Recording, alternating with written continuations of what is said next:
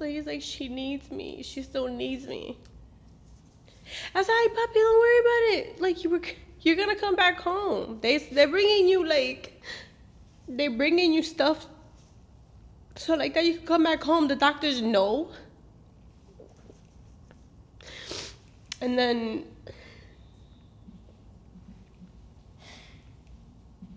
that same week, it was over.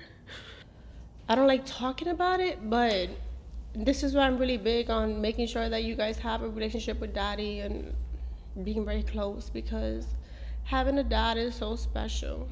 Hey guys, welcome back to another episode of Like Mother Like Daughter podcast. I'm Lila. And I'm Annie, Lila's mom. Yay. You gotta do the little voice over the yay! You know, the people clapping in the background. Yeah, because you know we don't have one. I'm gonna clap for you, don't worry. That was the actual intro? Yeah, why not? Okay. We don't have to rehearse this. It's easy. Okay, today we upgraded a little bit. We're not there yet, but we're almost there. We got, some notes.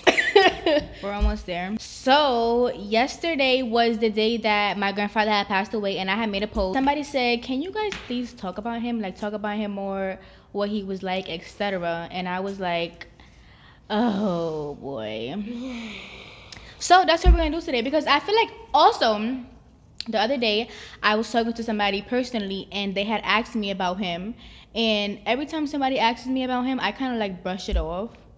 Because I'll answer it real quick, like whatever the question was, answer it real quick, and then I'd like, okay, next topic, Yeah. And I feel like at some point we gotta be okay with talking about him. I'm gonna try. I'm gonna give it my best shot.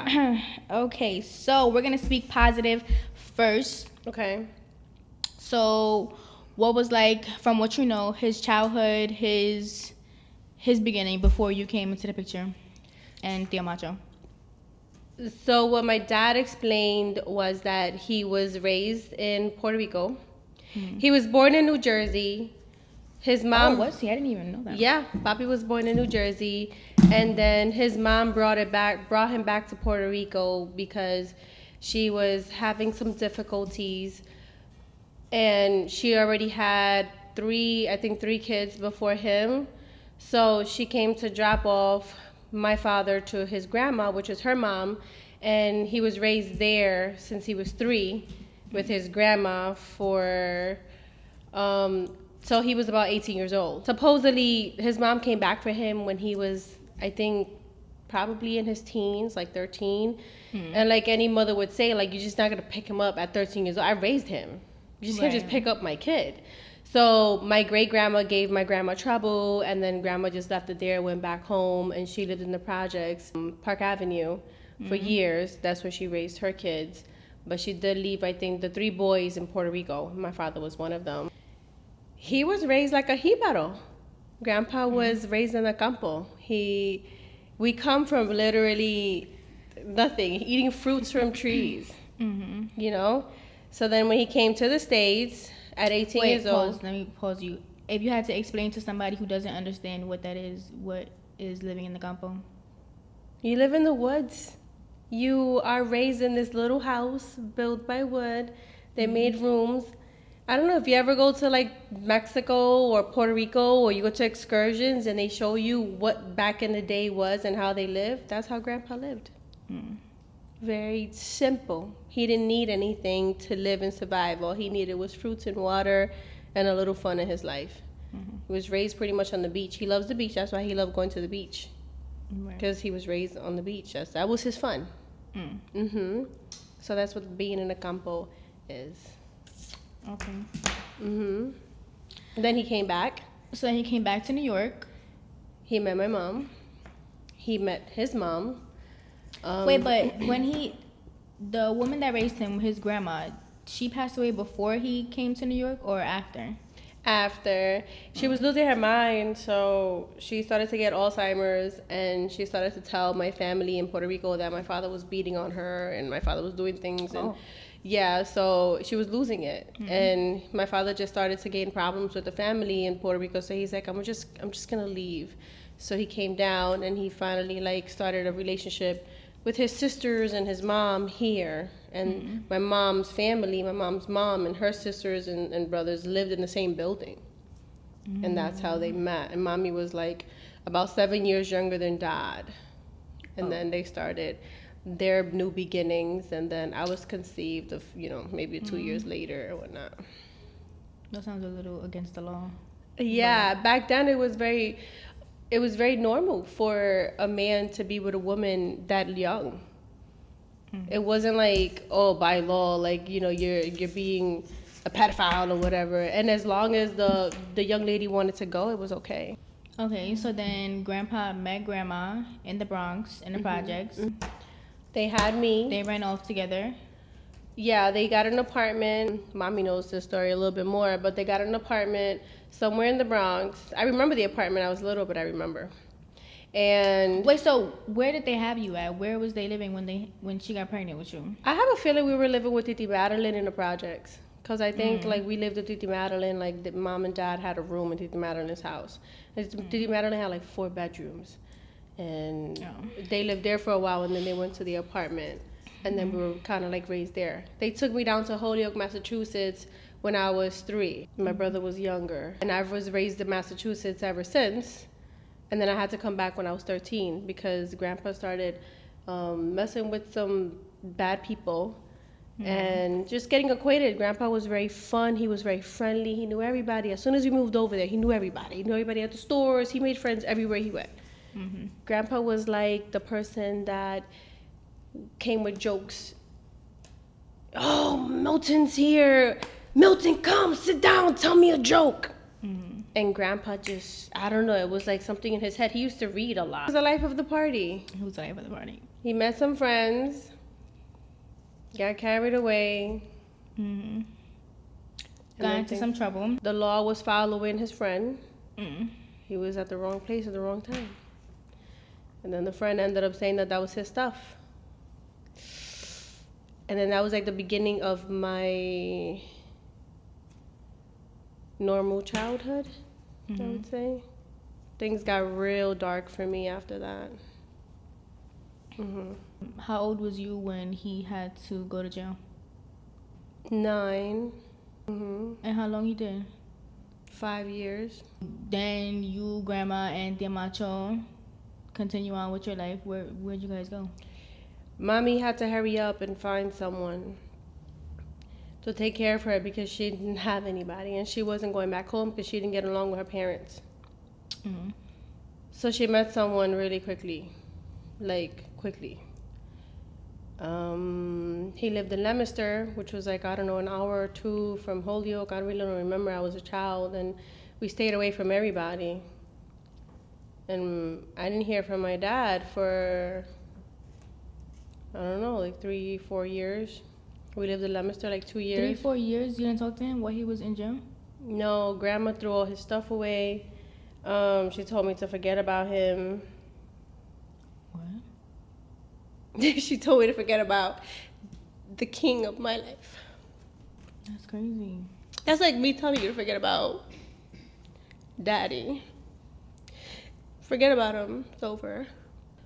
I don't like talking about it, but this is why I'm really big on making sure that you guys have a relationship with Daddy and being very close, because having a dad is so special. And Grandpa was like beyond. Grandpa didn't have a father, and he didn't have a mother. He had a grandma. Yeah, I don't know how he became, like, how was he so, like, how are you so perfect of a human and you didn't even have that as an example? He didn't. Like, everybody in your life did you crazy, and you remain like a perfect humble. human. So the generational curse, he started breaking, not me. He was completely different from his whole family. It's hard. When he ended up coming out, he wants to go live with him.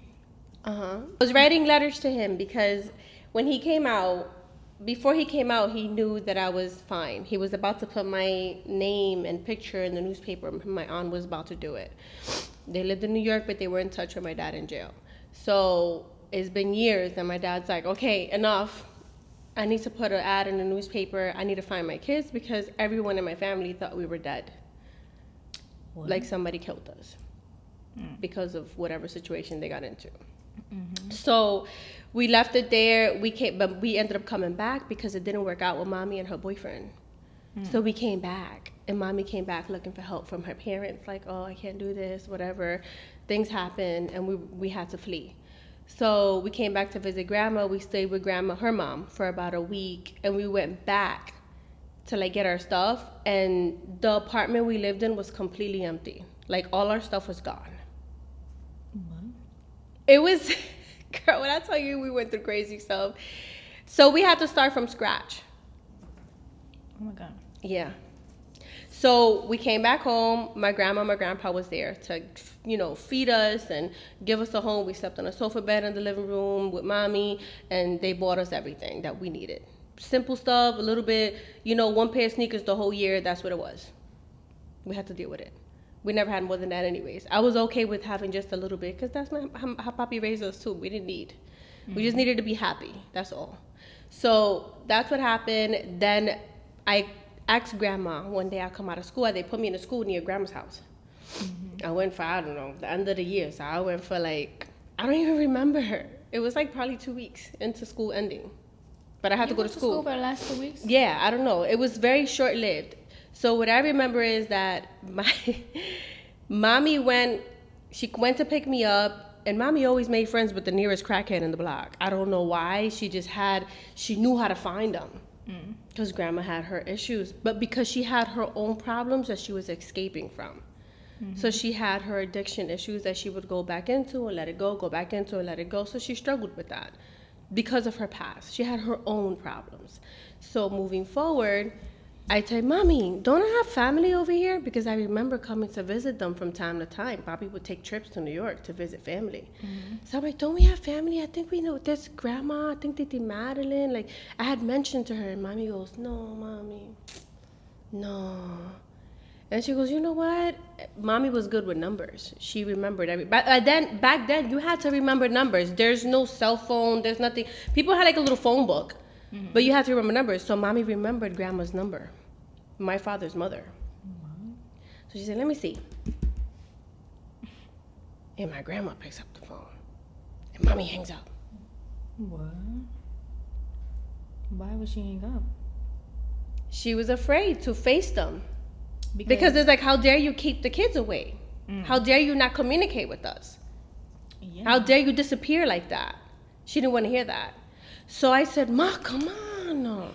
I was thirsty to meet my family. This can't be it. So mommy put, whatever. Hey, whatever. She said, yeah, it's me, Annie. And you could hear her in the back, my God, thank God you're alive. And mommy said, I'm fine. Please come see us. So quickly they get in touch with Papi. They write him a letter. Oh my God, we found your kids. He was still in jail? He was still in jail. We found your kids.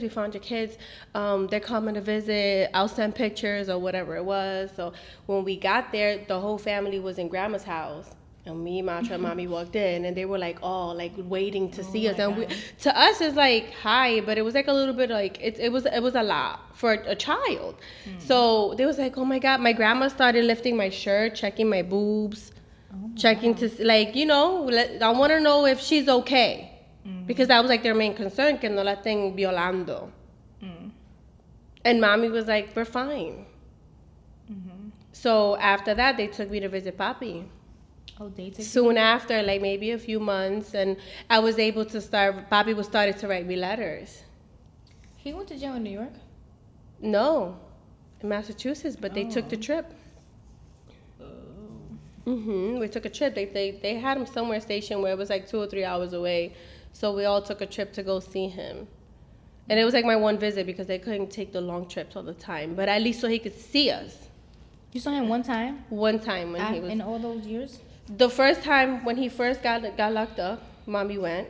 And I remember my father telling my mom, just move on with your life. Don't wait for me. And I remember crying. I remember crying on his hand.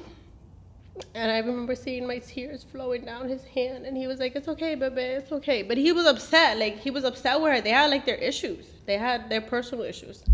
But he didn't know that saying that in front of me was hurtful. You just don't say things like that in front of your kids. But it happened, right? Those are like mistakes that parents make. But yeah, I went through all of that, and besides that, my father was perfect. Like, he was a great. My mom was good too. Grandma's a really good woman. She's funny. She's fun. I had like the perfect parents. I think addiction and problems and people and everything that happened because of who you hang out with. Mm-hmm. And that's what Grandpa was big on. Be careful who you hang out with, because he learned from that. Mm-hmm. So he was always very like particular about who's around us and why. Before all this happened, before he ended up going into jail, what kind of dad was he to you? He was that dad that woke up every morning, did breakfast, dropped us off to school, picked us up from school. Mommy was young, so Papi kind of carried that relationship when they were together. Mm-hmm. So he did pretty much everything. Papi washed clothes, Papi cleaned, Papi did. Mommy helped, but he taught her all of that because her mother didn't really teach her much. Her mother worked a lot, and her mother also kind of dismissed her. She was the last girl out the pack. Grandma had 5 or 6 kids. And she was into soap operas, but that's why Grandma don't like soap operas, because Grandma just ignored her at 1,000%. Mm-hmm. So she wasn't taught much. Papi, he was taught to survive. Mm-hmm. So he was taught to cook early. He was taught to do all that early. So he taught her a lot of the stuff she knew as a woman. He was fun. He took me to the park often. He would, on a Saturday morning, he'll just wake up and be like, "We're taking a road trip." There was no GPS. He'd just be like, "Let's get lost on the highway and figure out how to get back." Oh, and we get out and like sightsee. You know how when you see those little areas in the highway and it's like you could park, look at the scenery. Mm-hmm. He loved that.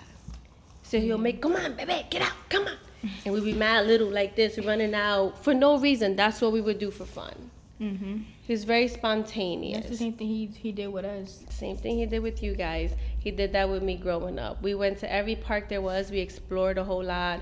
He loved to get people together. He was the type of dad that he'd drive me to school, and he'll see kids walking, and he'll be like, "What school you going to?" Hmm. And they'll tell him, "Come on, I'll take you to school." And he'll have a bunch of kids in the car.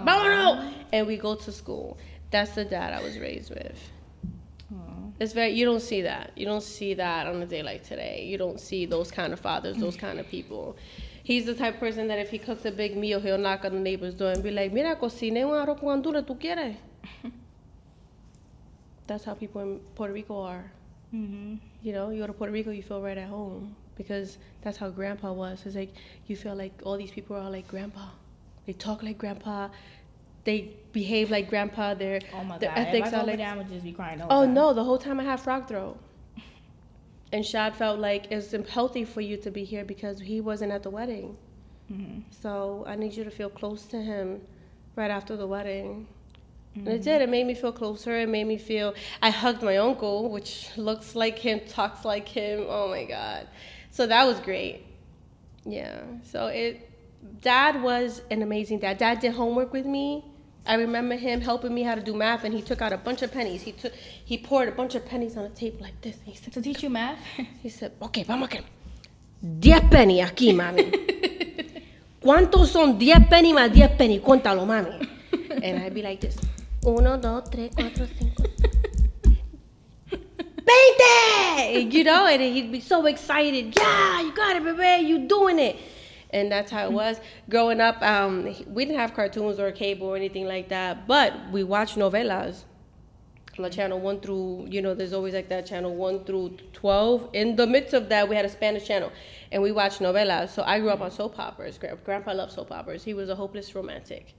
He loved love. He loved love story. He used to always tell me, "Bebé, cuando tú te enamores, you gotta feel it. It has to feel good to you." He loved it. When you started, gaining your little relationships, and even if it was, when you was, 14, 15, and he'd be like, "Ay, bebé, let her live. Let her feel it. It's great to be in love." Because Papi loved, the romance. He loved that. Mm-hmm. Mm-hmm. Yeah, he was awesome. So then he got out. And then you went to go live with him, right? Mm-hmm. How old was you when he came out? I was 15. I came out of school one day. I was getting ready to go pick up my brother, so I'm by Macho School. Pick him up. As I'm walking down, he's standing there. He picked you up from school? Yeah. Oh my god. I forget who else was there. But he picked me up from school. He went straight from wherever he was and he landed right in front. No car, no nothing. On the bus, and however he could get there, he got there. And he picked me up, and then we walked back to the building. Mm-hmm. I was so excited. And I used to write to him all the time. And I told him that, oh my God, one day I wish to have a leather jacket. I didn't have much because, you know, he used to send me money from jail. He used to clean toilets for like 30 cents an hour or something like that. And he used to save it all the way till September to send us money for school.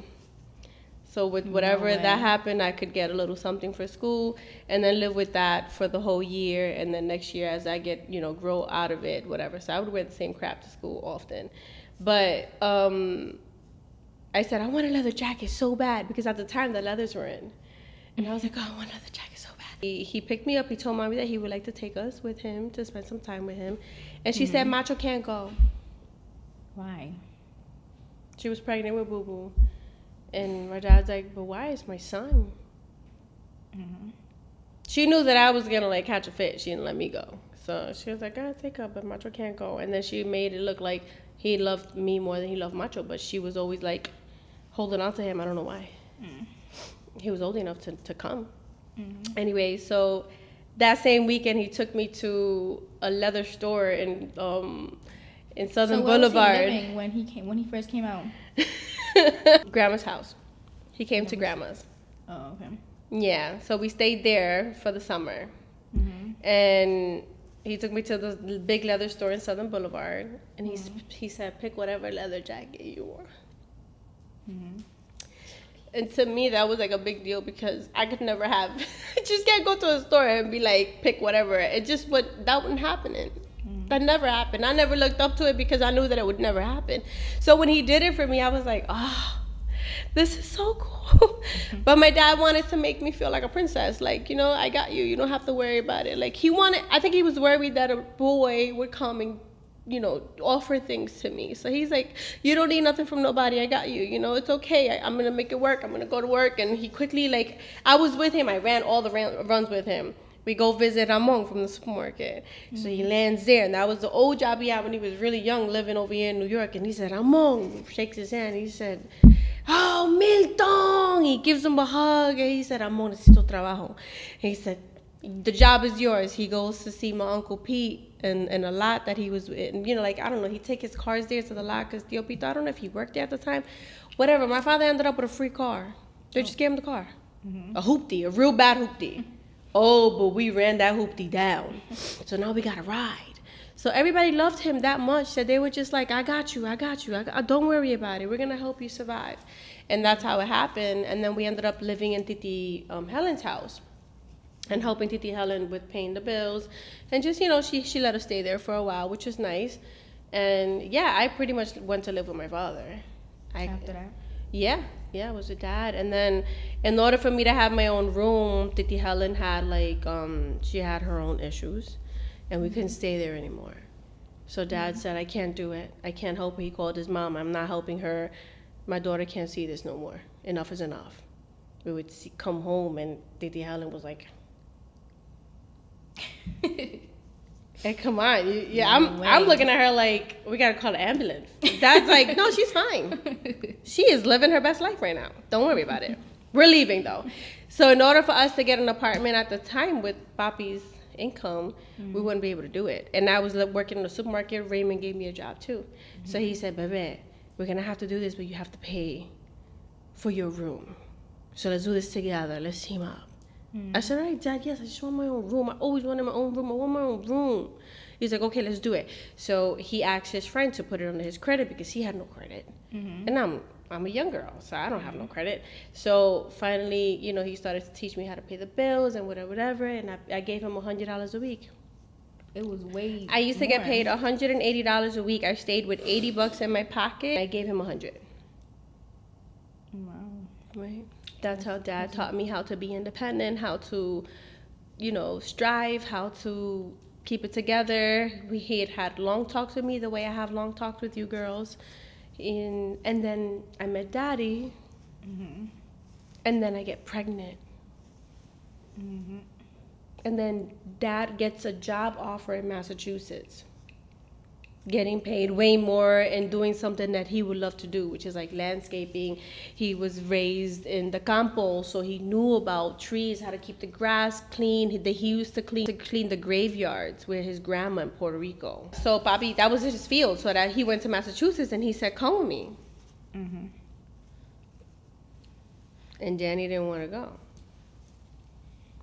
He wanted to be in the Bronx, to be in the block, because the block was important. Yeah, it'd be like that. It'd be like that. So I stayed because I wanted you girls to have a dad. There goes again me losing my dad. He had to move.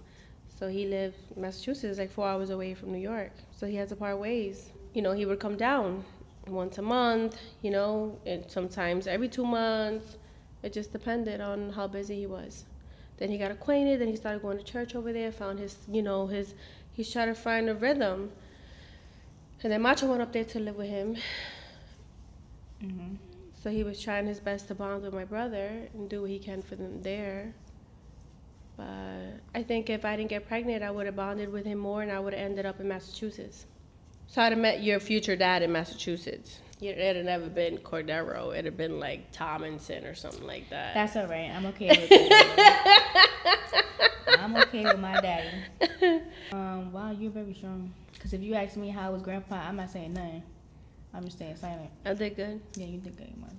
Yeah. I didn't want to hug you because then you would have just kept No, going. don't hug me. I gotta go through the motion because then if you do that, it makes me more vulnerable and then I start For real. bawling, boogers everywhere. I'm not doing this. Okay, so then fast forward, then you ended up having me and the girls. He would come every so often to visit us, stay with us, do things with us. And fast forward to he got a little sick. Mm-hmm. You can do it.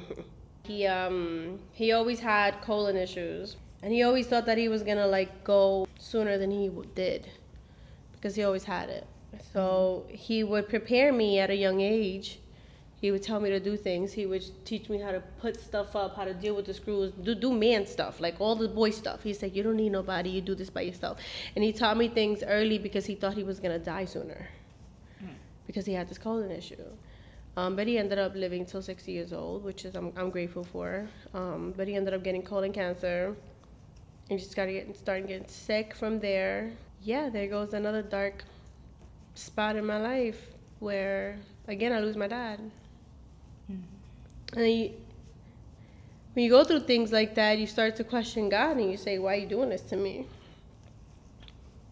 All right, Ma, don't look at me. Come on. It's the truth. You start realizing, like I'm not such a bad person. Like, why am I going through this? You know? My dad was perfect. He was the guy who drove the church bus to get everybody to church. Mm-hmm. He cared about literally everybody. So why are you taking him out the world? And you keeping the crackhead from down the block? Like, how the crackhead gets... Like, I don't mean to, like, down somebody's life, you know? Like, oh, I'll give him instead. Just keep my... I don't... But, like, he don't want to be here. It's true. Take him. He don't want to be here. Why are you keeping him here but taking him? Like, that's what makes me, you know? But then I say, God, I can't question you, because he wouldn't like that. So, yeah, my dad was perfect. He might have had, like, his flaws, but, like, his flaws were, like, Farting. stupid stuff. It was Farting in the like, elevator. it's like, Dad, you know that was illegal. Ay, baby, but they bring in the food to church for free. I bring it here for you for free. As you stole food from the church to give it to me. I gotta feed my kid. God brought it to me so I could feed my kid. It'd be stupid stuff. He'd be like, ay, cállate, Dios santo, que no me cojan. It'd be silly stuff that, you know, when he was young, he did young stuff, you know? Like, You know what he loves drove to for no do? insurance. He loves to do, what was it called? Like garbage picking. Right? Oh, yeah. Oh, God. Now it's like thrifting. Yeah. But He His picked thing up now- everything in the street and came with the car full of stuff. Well, their thing is like more. They have it in a store. You go to a store. But where He you think did- they get it from? He did like. Where you think they get it from in the thrift shop? From the street, picking Yeah, it but up. people bring it to the thrift store. Right. And he So used to take it. Papi brought it to the thrift store in my house. Instead of bringing it to the thrift store, he brought it to my house. He said, "Bebé," he'll see this and be like, "Mira, te encontré un micrófono."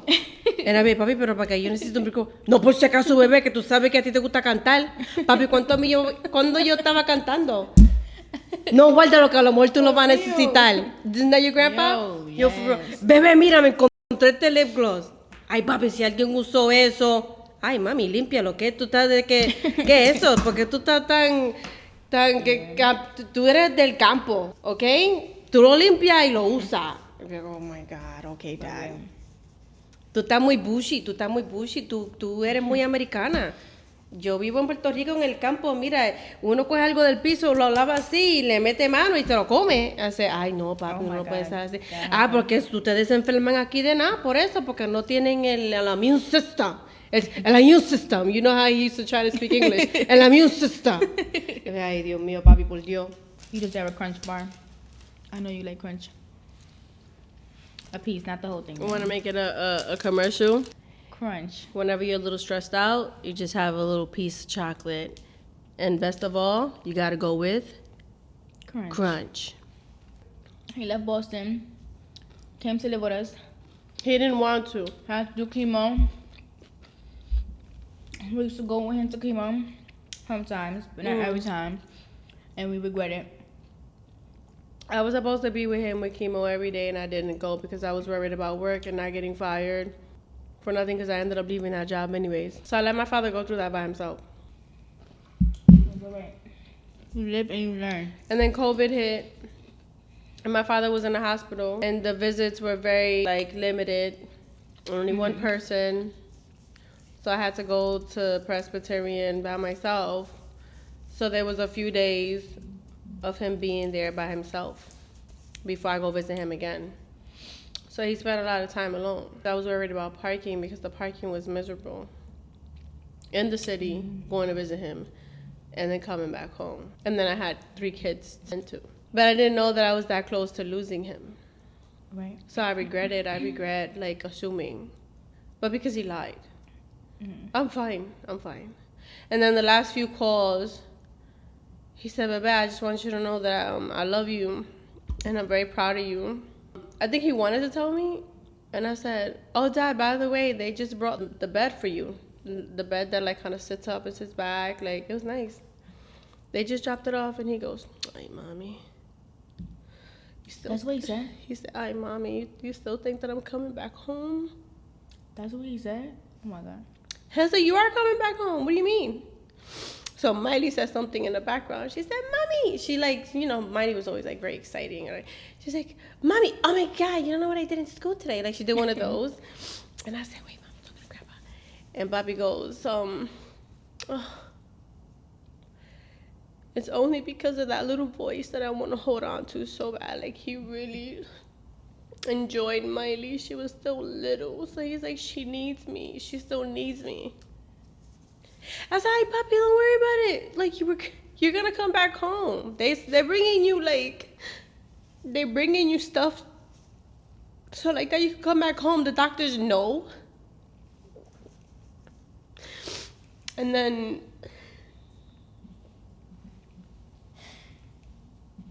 that same week, it was over. And it sucked because I was looking for a house. I was going to put him in his own room. I was going to give him everything he deserves because all odds were against him. His mother dropped him off. His father don't want nothing to do with him.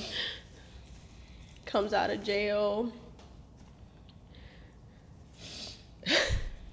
How can someone face so many bad things in life and still be this humble person? I don't know.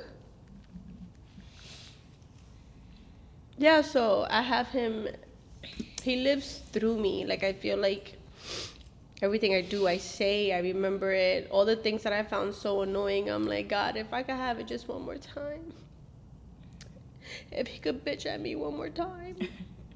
If he could tell me, bebé, ¿tú ves este cuadro que está aquí? Mami, eso se llama Windex. Tú tienes que limpiar los cuadros. Remember, he used to do like this. He used to go, bebé, mira, está bien sucio. Tú tienes que limpiar. Que papi, que no tengo tiempo. Las nenas tienen escuela de baile. Tienen escuela. Yo tengo trabajo. También tengo que cocinar. ¿Qué tiempo? Yo no tengo tiempo. Necesito una señora que venga aquí a limpiar por mí. Ay, pero tú te crees rica. Tú tienes que limpiar, mami. I just give, like, oh, man, you don't know how many Louis bags I'd give up. I give up all my shit. Give me one day to, like, hear his voice. One more time. Make me remember him. Yeah. He was good. He was a good person. Like, he taught you a lot of stuff. He took the girls to Disney. Mm-hmm. You know, when he took you guys to Disney, Dad's dream was to go to Disney one day, but he couldn't. Mm-hmm. He was too poor to go to Disney, right? So it was just a dream. But he was able to do it. So he took you girls, and he said, I'm taking my girls to Disney because I never want them to feel what I felt. I don't want them to see Disney. Disney's the biggest thing for them. So he took you guys. And in the camera, while he's recording the parade, you remember the parade? Mm-hmm. He's crying. Really? Yeah. You heard, we watched the video. And he said, mira, mira, mira. He said, mami, ¿tú estás llorando? Ay, me dio sentimiento. Y yo, ¿por qué? Porque yo siempre he querido ir a Disney y por fin lo logré. Y lo logré con mis niñas ahí al lado. So I was like, ay, papi, ¿verdad? Tan lindo. Papi era así, papi era bien sentimental, bien. You drove Grandpa crazy.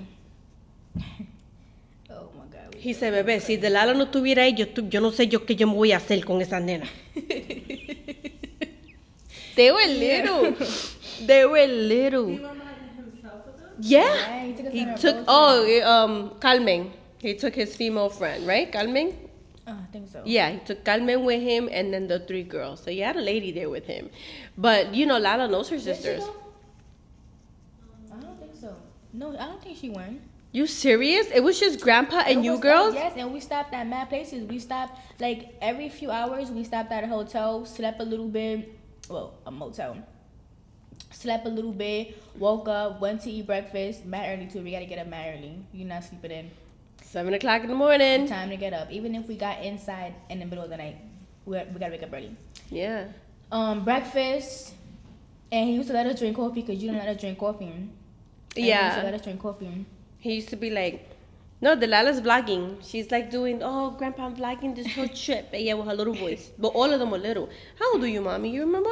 I was like 12. 12. So las nenas tenían como 9. Maybe. And like, if one of y'all, so 12, 11, 10, 9, like 8 for Serena, like around 8. Yeah. And then 6.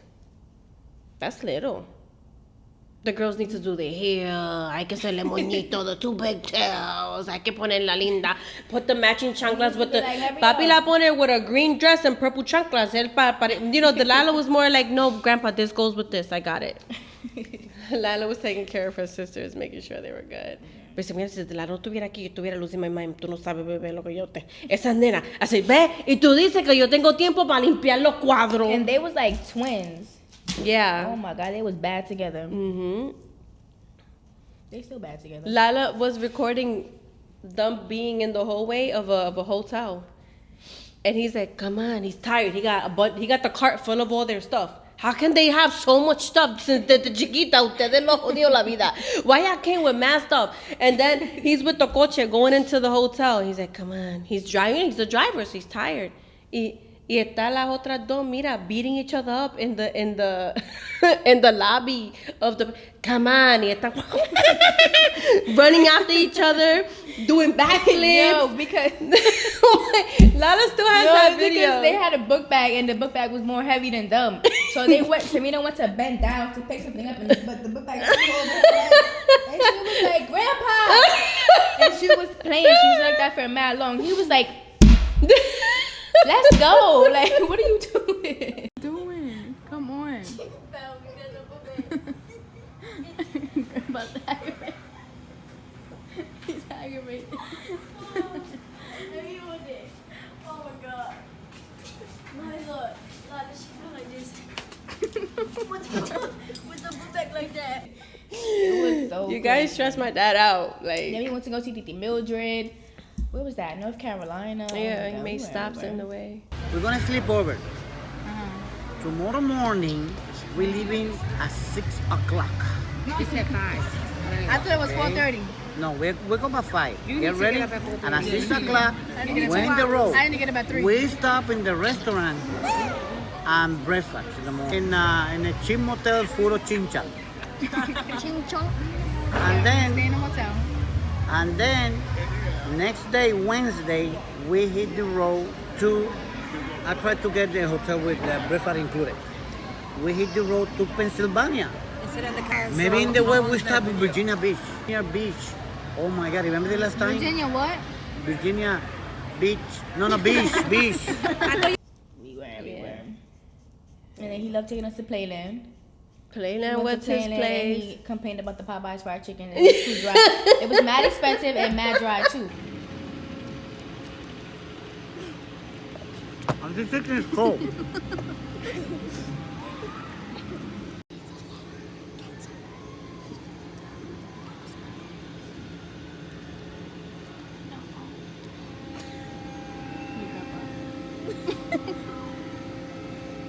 Ay, Dios mío. I don't believe this. Never mind, I'll find What the hell? someone like you. I wish nothing but the best. Don't forget me. I beg. I remember you said sometimes it lasts in love, but sometimes it hurts instead. Dios mío, sigan. He always took us to eat White Castle.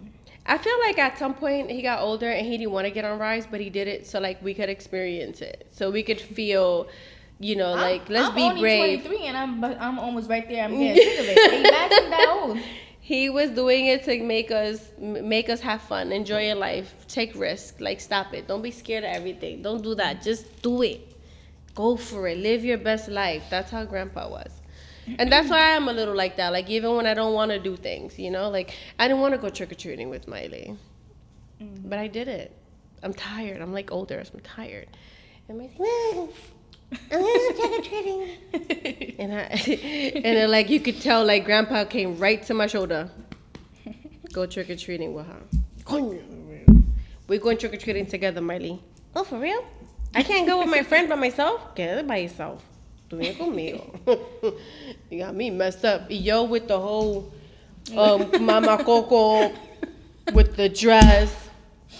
Trick-or-treat. Asking for candy because Tito was in the car sleeping.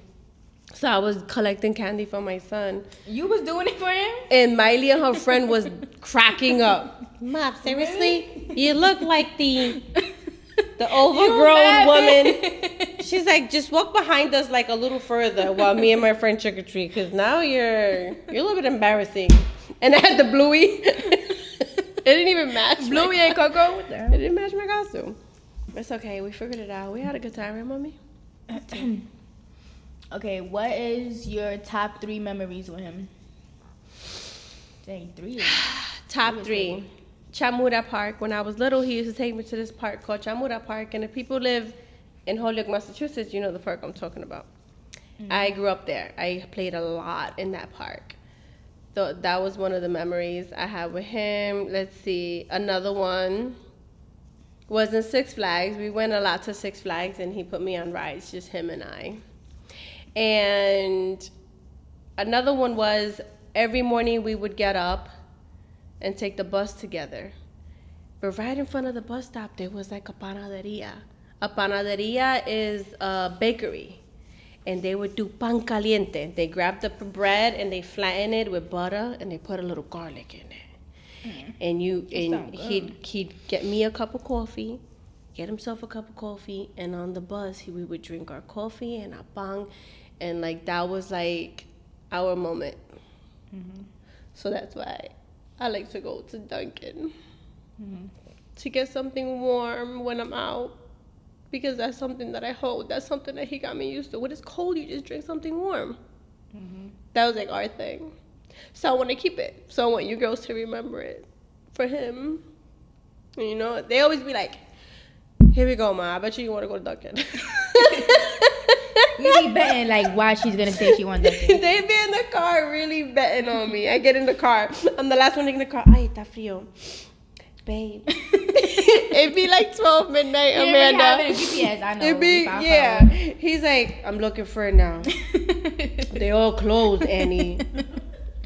Damn, the one that's open is like 15 minutes from here, the opposite way of us going home. And I'd be like, ay, babe, you don't know what it would do for me, this 2-hour ride back. And he'd be so pissed. It felt good to me. Yeah, but I am so happy that I was born to that man. I'm happy that my mom chose him. Him and my mom were like a dream team. My mom was a hot tamale. She was very pretty. She had long hair. She had a big butt. She had nice thighs. All her family. Like, if you see, Timothy got a nice body. Mommy got a nice body. So Bobby loved his little hot tamale, you know. So they were good. I think that what messed them up was addiction and friends influence. Mommy had her flaws, you know, and so did he. But they were good. I don't think they would have broke up if he would have never got locked up. Right. Yeah, I think he would have stuck it out. Even if at some points in a relationship, I think people go, like, they stay together for the kids, but then it ends up working out. So I think that's what would have happened with Mommy and Dad. He was tough, so he taught her, like, he was the only one that could control her. I said, no, we're not getting, you know, recreational today. That's it. And I would hear them argue about that. Oh, yeah. Yeah, so it was bad, you know, because Mommy was a little more vulnerable than he was. Mommy had, like, Papi didn't care about his past too much. He cared, but not too much. Like, he didn't allow it to bother. That's why I'm like that. Like, I don't allow my past to make it. I don't want to make it sad. My past is what made me who I am today. Right. Made me strong, and it made me realize that I appreciate you girls more. You know, you're healthy and you're good, and whatever's happening right now is perfect, because what I went through, I'll never let you go through.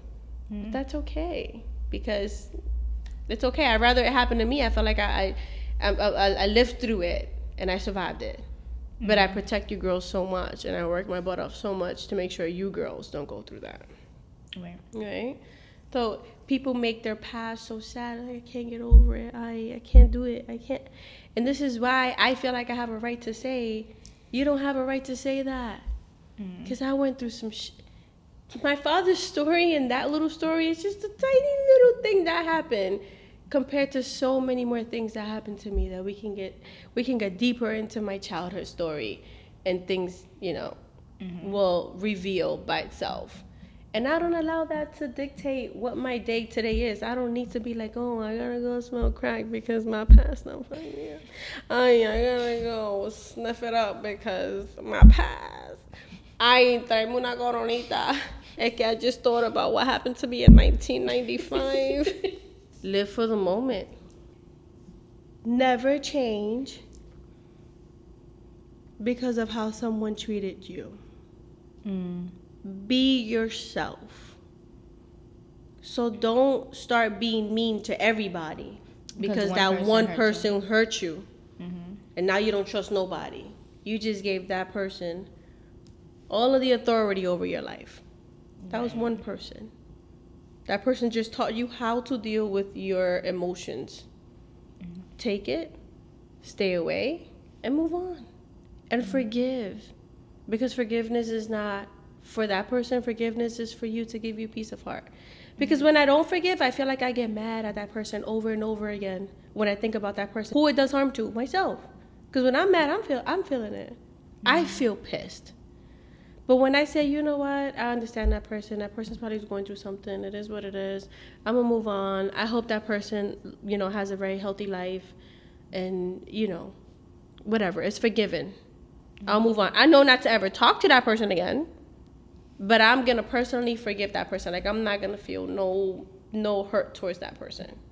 And that's what he taught me. Never to depend on a man.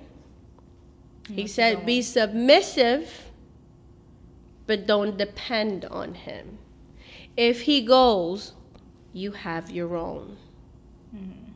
If he stays, you love him, you cater to him, you cook for him, and you become his wife. But you can do both. Never put all your eggs in one basket. He always makes sure that he reminded me of that. Yeah.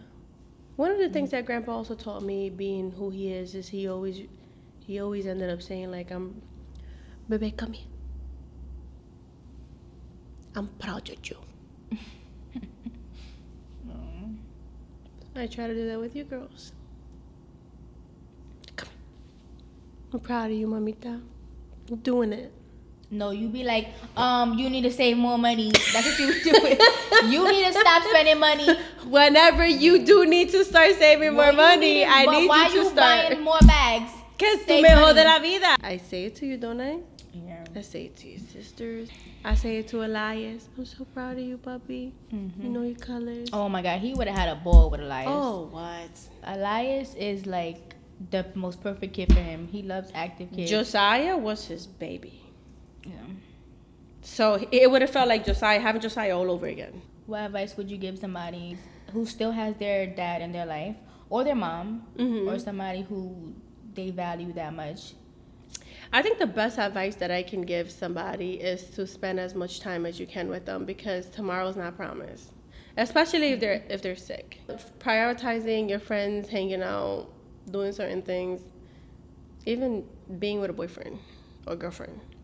Go spend a little bit of time. Goes a long way. Going to just sit down in the living room and spending time with the person who loved you, who taught you how to tie your shoes, who loved you, my father wrote me a letter one time. He goes, when I start losing my mind and becoming old and gray, and you don't have patience for me, just remember that I once had patience for you growing up. When I forget to tie my shoes, or I can't bend down too low, tie my shoes, and don't be mad at me, because at one point I taught you how to tie your shoes. He goes, if I'm just talking gibberish and I'm talking to talk, just listen to me. At one point you talked gibberish to me too when you were little, and I sat there and I listened.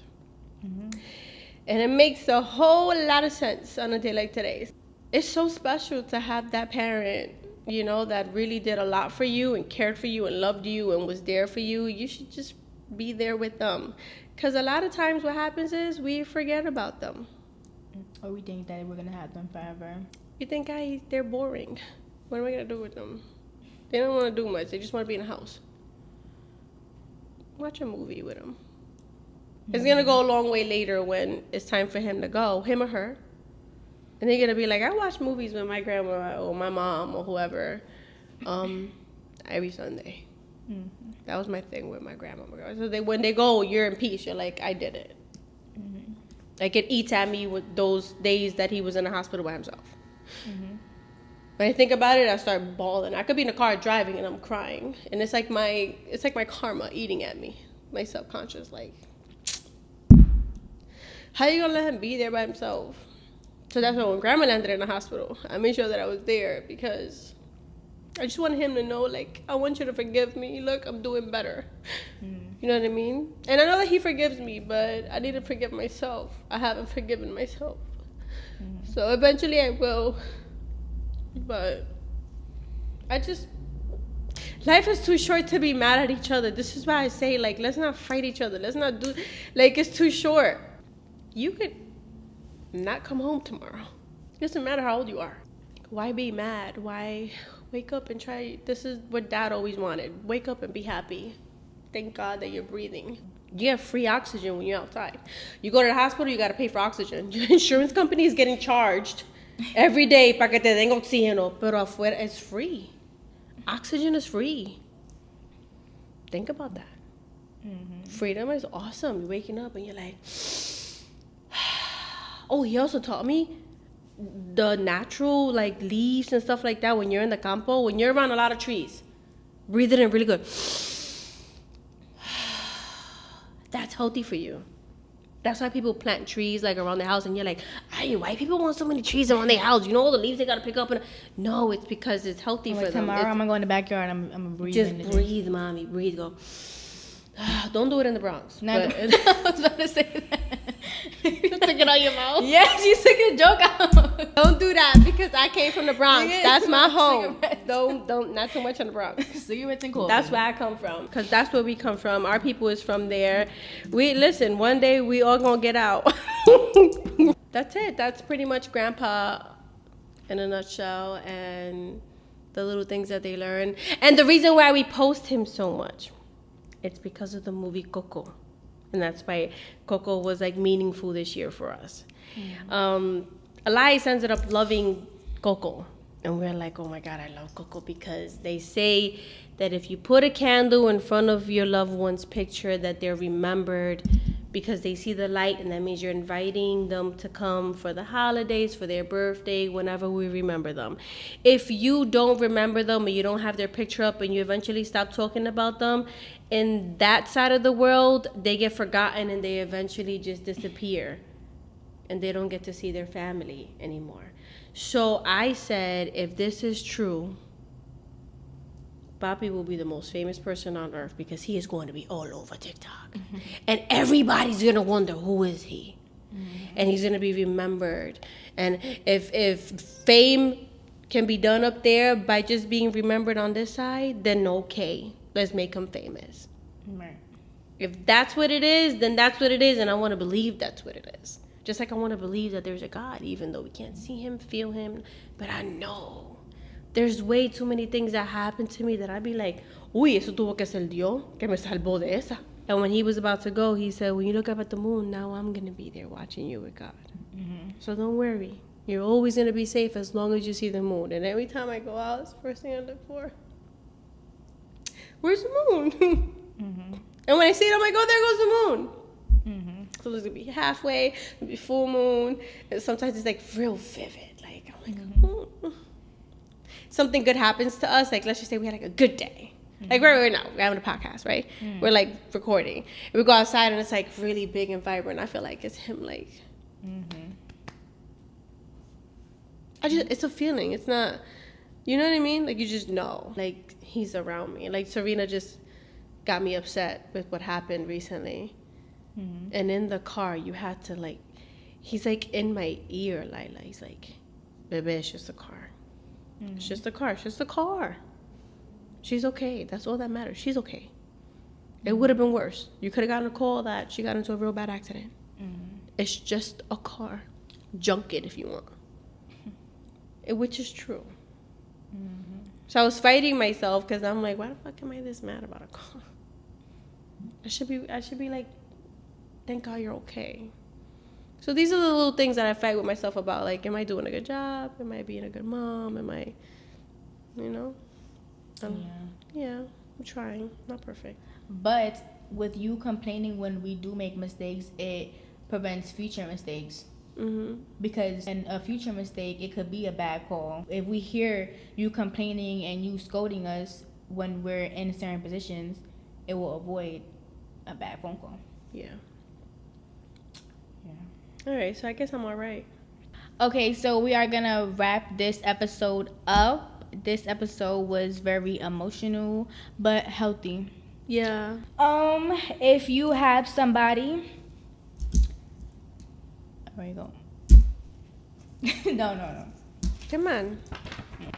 You have to be just as strong. I ain't strong. Mighty come in. But you're doing that, and the person that's watching you behind the camera is saying, "Never mind, I'm not strong either." They got to see the strength in you.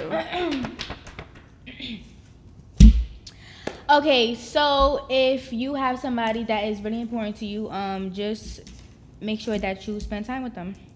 The end. That was very like, let me push my feelings aside. I got this. If you have someone, please. Because it's the truth. She's like, if there is somebody in your life that is not doing the best, if they're a little sick, or even if they're perfectly healthy and they're getting older, or even if they're young, you never know when it's going to be somebody's last day.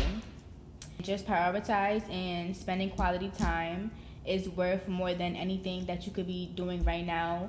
Spending time with your friends, all of that could wait. I have so much time to be with a boyfriend right now. I have so much time to be with friends or just do whatever I want to do, and I feel like I should have spent way more time telling him that I appreciate him. good. Okay, good. That was good, mommy. Good night, good day, depending on what time you're watching this, and stay tuned for next Sunday. See you. Bye. Peace out. Give me a hug, Mom.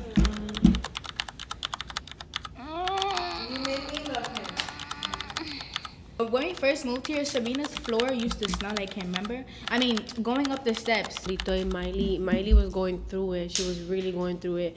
She'll come to my room crying out of nowhere. And I'll be like, "What, mommy?" And she's like, "He used to scratch my back at night." Y eso era llanto y llanto y llanto y llanto. It was hard. For years, it wasn't easy. Like, Grandpa, it was what, 2020? And we still going through it. All right, so whoever requested that, block that. Whoever asked that question, I said no more. They are out of request.